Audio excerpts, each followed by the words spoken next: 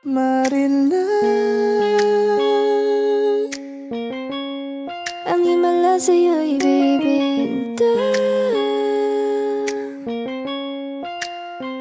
Haven't felt so divine till I look in your eyes, see my future.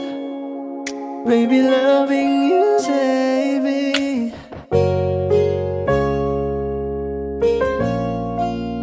Magandang umaga mga kaibigan. Ang nakikita ninyo ngayon ay ang pamilihan ng bayan ng Santa Elena dito sa lalawigan ng Camarines Norte. Ang Santa Elena ay dating kilala bilang Aylayang Santol, isang maliit na sitio ng barangay Pulong Gitgit sa ilalim ng Kapalongga noong panahon ng Kastila. Sa mga unang panahon, ang mga residente ay malayo sa isa't isa at gumagamit ng tambuli, shell conch blowhorn, bilang paraan ng pagsisigaw ng babala o ipon ng tao. Nang tuluyang maitatag ang daan papunta sa Bicol Region, na sinimula ng mga Hapones at pinalawak ng Eastern Tayabas Bus Company, ay natigib ang lugar at naging sentro ng kalakalan at lipunan. Dumami ang mga naninirahan sa kahabaan ng daan na kalaunan ay naging poblasyon o sentrong bayan. Sa ilalim ng lokal na pagsisikap, naging isang munisipalidad si Santa Elena noong ika-21 ng Hunyo taong 1969 sa bisa ng Republic Act No. 5480, sa pamamagitan ni Congressman Fernando V. Pajarillo.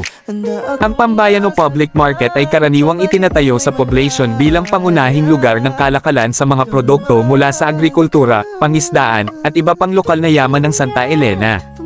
Bagaman walang direktang tala sa kasaysayan ng mismong public market, sa mga dokumentong online, makalokal na pamahalaan, LGU Santa Elena, ang namamahala sa operasyon ng Public Market Office. Ito ay pinamumunuan ng Market Administrator at may layunin na pangasiwaan ang pampublikong pamilihan at matarampong serbisyo para sa publiko.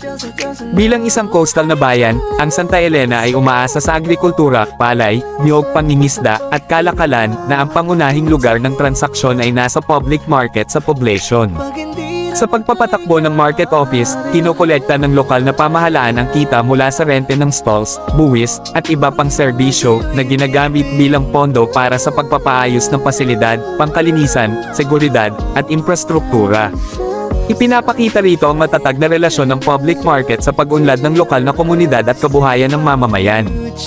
Ang urbanisasyon ng Santa Elena pagkatapos ng pagkakatatag bilang munisipalidad ay nagpalakas sa katayuan ng public market bilang pangunahing lugar ng bentahan at interaksyon ng lokal na ekonomiya.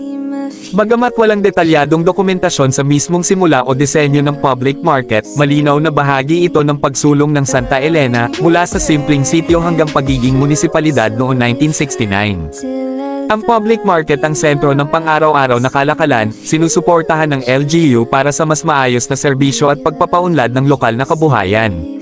Nagustuhan mo ba ang video na ito? Kung ganun, maaari mo ba akong i-follow, like at i-share mo na rin ang video na ito. Maraming salamat.